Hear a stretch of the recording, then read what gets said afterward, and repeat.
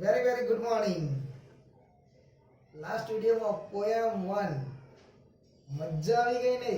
Amazing. Okay my dear friends, today I teach you same subject English, but unit number 2 and read number 2. Shaper shaped यानी कि ઘડનારનું ઘડતર. મસ્ત poem છે દીકરાઓ. આ પોયમની અંદર એક મોટિવેશન રહેલું છે જે આપણા વિચારોની અંદર ઘણો બદલાવ લાવી શકે છે જો એને સમજવાનો પ્રયાસ કરીએ તો. દીકરાઓ, લાઈફમાં દરેક વસ્તુ હંમેશા નજરઅંદાજ નહીં કરો. કુદરતની હર એક ચીજની અંદર, હર એક વર્ષની અંદર, અથવા એમ કહી શકાય કે કવિ કે લેખકના એક એક શબ્દની અંદર કંઈક ભાવાર્થ છુપાયેલો હોય છે. જે વ્યક્તિ એને સમજી લે છે, એને ફોલો કરે છે, મે બી એના જીવનની અંદર બદલાવ આવી શકે છે. સો માય ડિયર ફ્રેન્ડ, એ ધ્યાનમાં રાખીને આ કાવ્યને હું તમને સમજાવવાનો પ્રયાસ કરું છું. આના કવિ છે હરીન્દ્રનાથ ચટ્ટોપાધ્યાય, જે તમે સ્ક્રીન ઉપર એનો પિક્ચર પણ જોઈ શકો છો. કાવ્યની દરેક લાઈનના, દરેક વર્ડ્સની અંદર એમને ભાવ વ્યક્ત કર્યો છે. આ કાવ્ય હરીન્દ્રનાથ ચટ્ટોપાધ્યાય દ્વારા લખાયેલું છે. તેમને ભારત સરકાર તરફથી પદ્મશ્રી પુરસ્કાર એનાયત કરવામાં આવેલો. આ કવિ સાહિત્યકાર, નાટ્યકાર અને સંગીતકારની અંદર પ્રસિદ્ધ હતા. તેમણે એક કલાકાર તરીકે નાટકમાં પણ પોતાનું યોગદાન આપેલું છે. આ કવિ દ્વારા સુંદર કાવ્ય લખાય છે. વ્યક્તિ જ્યારે યુવાન હોય છે ત્યારે હંમેશા સ્વપ્ન જોઈએ છે, પણ જ્યારે તે પરિપક્વ અવસ્થામાં આવે છે ત્યારે તે જ વ્યક્તિના વિચારોમાં સ્થિરતા આવે છે. કેમ? સમય અંતરે એ આપણે વિચારોમાં બદલાવ જોવા મળે છે. તો કવિએ સમય અંતરે પરિસ્થિતિને ધ્યાનમાં રાખીને વ્યક્તિના વિચારોને આ કાવ્યમાં વ્યક્ત કર્યા છે. આ કાવ્યની હર એક લાઈનની અંદર એમને મનોભાવ દર્શાવ્યો છે. તો ચાલો દીકરાઓ, આ પણ કાવ્ય આપણે સરસ રીતે અને આપણા જીવનની અંદર કંઈક બદલાવ લાવે એ ધ્યાનમાં રાખીને સમજવાનો પ્રયાસ કરીએ. સો દીકરાઓ, હું જે લાઈન રીડ કરીશ એ તમે સ્ક્રીન પર જોઈ શકો છો. ઓકે, પહેલા હું દરેકનો એક એક મીનિંગ સમજાવીશ, તમારે તે લખી દેવાનો. આફ્ટર ધેટ આઈ ટ્રાન્સલેટ ધેમ, પછી હું ભાષાંતર કરીશ. Okay, and explain you. In days gone by, I used to be a potter who would fill. His finger would the yielding clay to pattern on his wheels. એટલે કે દીકરાઓ, used to અહીંયા આપ્યું છે એ પાસ્ટની જે ટેવાયેલી ક્રિયાઓ છે તેના માટે યુઝ થાય છે. પોટર એટલે કુંભાર, ફિંગર્સ એટલે આંગળીઓ, મોલ્ડ, મોલ્ડ એટલે શું થાય? ઘડવું. yielding એટલે મુલાયમ, ક્લે એટલે માટી, you know very well. Patterns એટલે જુદા જુદા આકાર, અને વ્હીલ્સ એટલે ચાકડો. તો પહેલી બે લાઈન આપણે સમજીએ. In days gone by I used to be potter. એ દિવસો ગયા, એ દિવસો પૂરા ન થયા. એ દિવસો પૂરા ન થયા જ્યારે હું કુંભાર હતો. પોટર એટલે કુંભાર હતો. A potter who would feel his finger mold the yielding clay, the pattern on his wheels. એટલે કે દીકરાઓ જે હંમેશા અનુભવતો કે તેની જે આંગળી છે, તેની જે ફિંગર છે આંગળી એ મુલાયમ માટીને શું કરતી? મુલાયમ માટીને ચાકડા ઉપર ફેરવીને, કારણ કે ક્યાં ફેરવવો પડે? ચાકડા પર ફેરવીને જુદા જુદા ઘાટ આપતી હતી. But now through wisdom lately one that pride has died away. Wisdom એટલે દાંપણ, pride એટલે ગર્વ. ઓકે, pride એટલે ગર્વ અને died away એટલે અહીંયા શબ્દ છે છોડી દેવું. તો અહીંયા આ રીતે સમજી શકાય. But now through the wisdom lately one that the pride has died away. પરંતુ હવે જે મોડે મોડે જાગેલા ડામ્પણને કારણે, ડામ્પણ જાગ્યું છે, રહી રહીને ડામ્પણ જાગ્યું છે. ઓકે, એ ડામ્પણને કારણે મેં ગૌરવ છોડી દીધું છે. એટલે કે માટીને ઘાટ આપવાનું મેં છોડી દીધું છે. I have ceased to be the potter and have the limit to be the clay. સરસ વાક્યાબદ્ધ. ceased બંધ કરું. ceased એટલે બંધ કરું. તો I have ceased to the potter, મેં હવે કુંભાર બનવાનું બંધ કર્યું છે. મેં હવે કુંભાર બનવાનું બંધ કર્યું છે અને હવે માટી બનવાનું શરૂ કર્યું છે. યસ, મેં કુંભાર, જ્યારે કુંભાર હતો એ બનવાનું છોડી દીધું, કારણ કે એ વખતે વિચારો અનેક અનેક આવતા કે આમ કરીશ, પેલું કરીશ. તે કુંભાર બનવાનું છોડી દીધું અને માટી બનવાનું શરૂ કર્યું છે. સરસ સમજાવ્યું છે. જો તમે આને સમજો તો. In other days I used to be a poet through the whose pen innumerable song would come to win the hearts of the man. એટલે કે દીકરાઓ, in other days એટલે કે આગળના દિવસોની વાત કરી છે. પેન એટલે તમે જાણો છો, પેન innumerable. Innumerable means અસંખ્ય. Heart of man એટલે માણસનું હૃદય. ઓકે, તો in other days I used to be a poet through whose pen innumerable song would come to win the hearts of the man. એટલે કે દીકરાઓ, કવિ એવું કહે છે કે એ દિવસમાં હું કવિ બન્યા કરતો હતો. કવિ બન્યા કરતો. જે કવિ હોય ને એ હંમેશા કંઈક કંઈક ના કંઈક એક એક વસ્તુની અંદર, ફૂલોની એક એક પાંખડીઓથી પોતાના ગીતોની રચના કરી દે. કવિના દિમાગની અંદર, મગજની અંદર અનેક વિચારો કાવ્ય સ્વરૂપે નીકળતા હોય છે. ઓકે,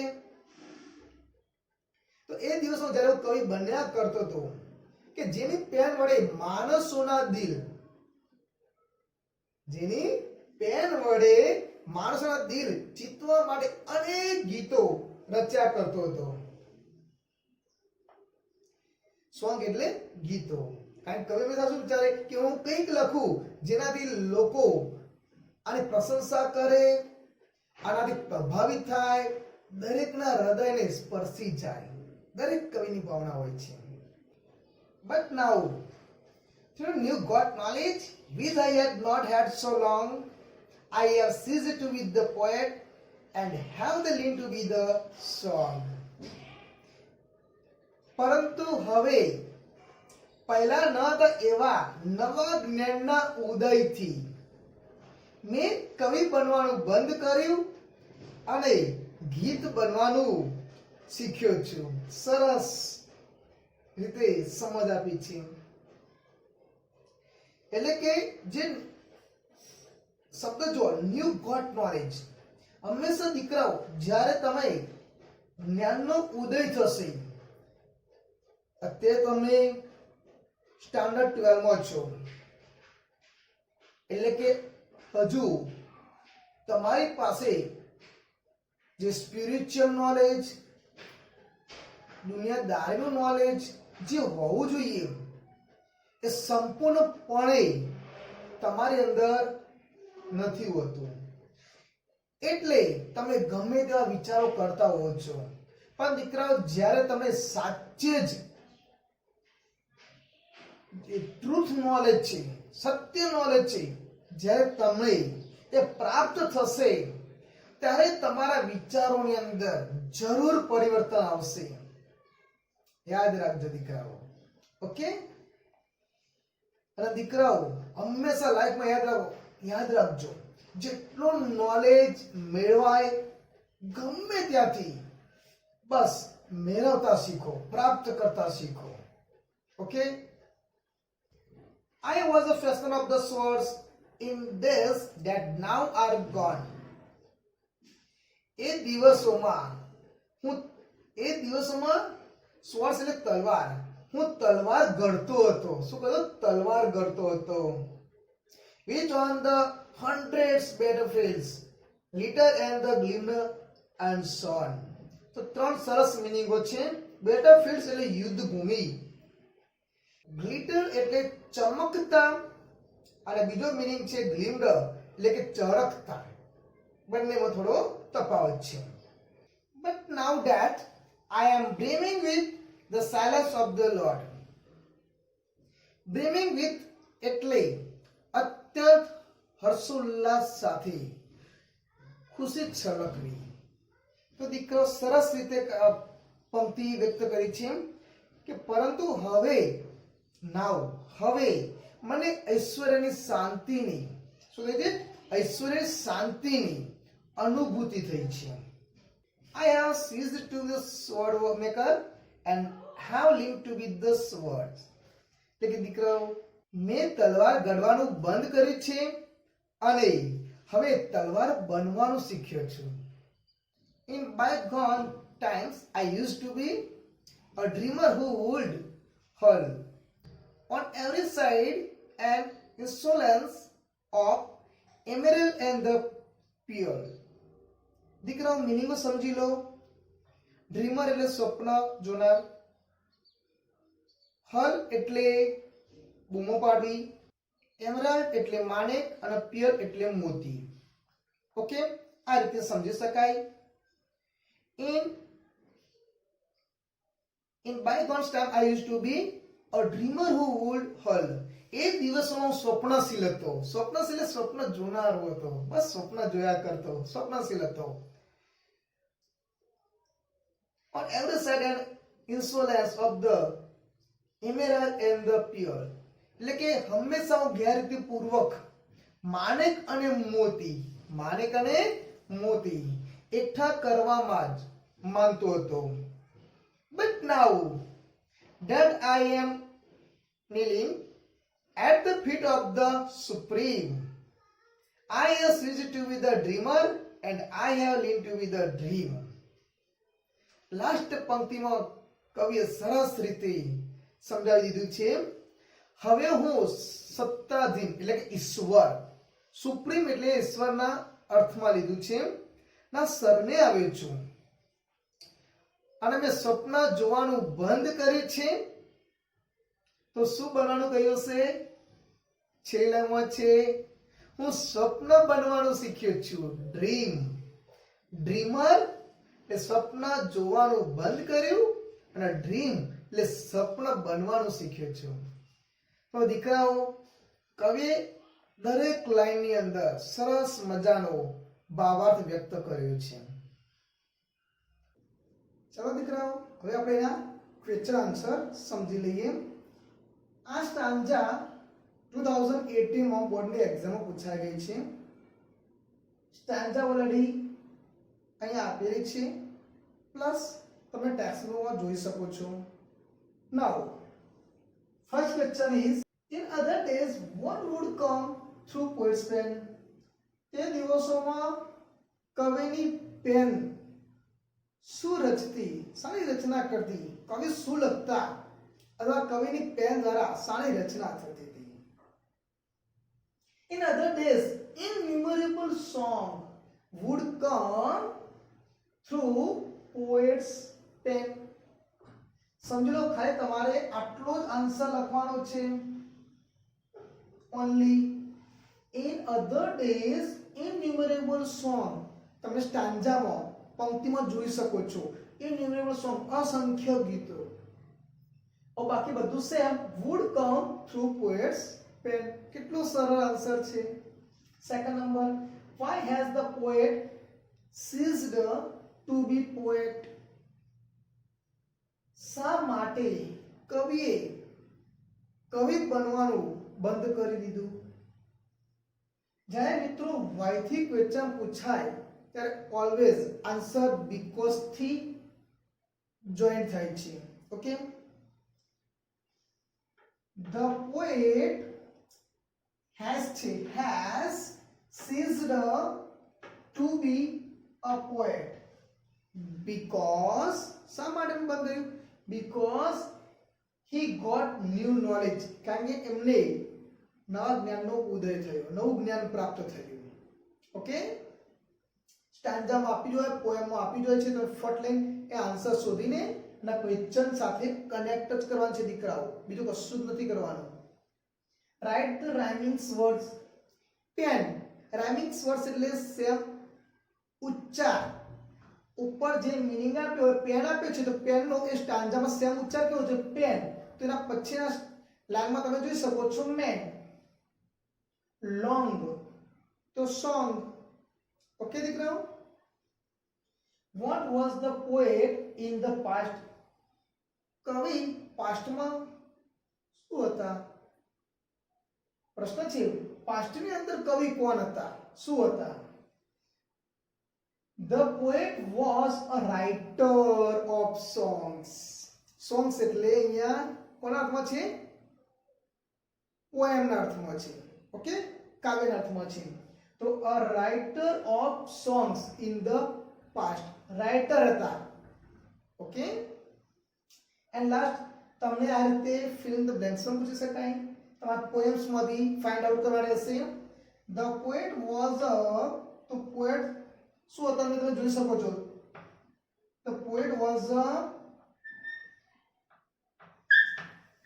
poet હતા, but now હવે he wants to be, હવે પોએટ રહેવા નથી માંગતા, કવિ રહેવા નહીં માંગતા, શું બનવા માંગે છે? A song. But now he wants become a song, કારણ કે કવિ બનવાનું બંધ કર્યું અને એક ગીત બનવાનું શીખ્યા. Okay my dear friends, I hope કે તમને સરસ રીતે પોએમ પણ સમજાઈ ગઈ, ક્વેશ્ચન આન્સર પર તમને આઈ થિંક ખ્યાલ આવી ગયા હશે. આ રીતે તમે વધુ ને વધુ પ્રેક્ટિસ કરો. ઓકે દીકરાઓ, આ વિડિયોની પાછળ જે મેં તમને આ પોએમ સમજાવી તેનું ટ્રાન્સલેટ અને મિનિંગો વિડિયોની પાછળ સ્ક્રીનશોટ મૂકેલા છે, તમે જોઈ શકો છો, તૈયાર કરી શકો છો. એન્ડ માય ડિયર ફ્રેન્ડ્સ, તમને આ પોએમ કેવી લાગી? પિક્ચર સાથે અને લાઈન સાથે સમજવામાં એકદમ સરળતા રહેશે. I think 100% I trust you. You understand very well this poem. Please don't wait. Click on share button to your friend and of course you know very well, જો તમે આ ચેનલ પર પહેલી વખત જ હોય, આ વિડિયો પહેલી વાર જોતા હોય અને જો તમે આ ચેનલ સબસ્ક્રાઇબ ન કરી હોય, એટલે કે જો લાલ બટન દેખાતું હોય તો જ સબસ્ક્રાઇબ બટન ઉપર ક્લિક કરો અને બેલ આઇકન પર ક્લિક કરો ઓલ ઉપર, જેથી આટલા સરસ મજાના વિડિયો તમે ઘરે બેઠા બેઠા મોબાઈલ સ્ક્રીન પર જોઈ શકો. Okay my dear friends, bye bye, see you, વંદે માતરમ.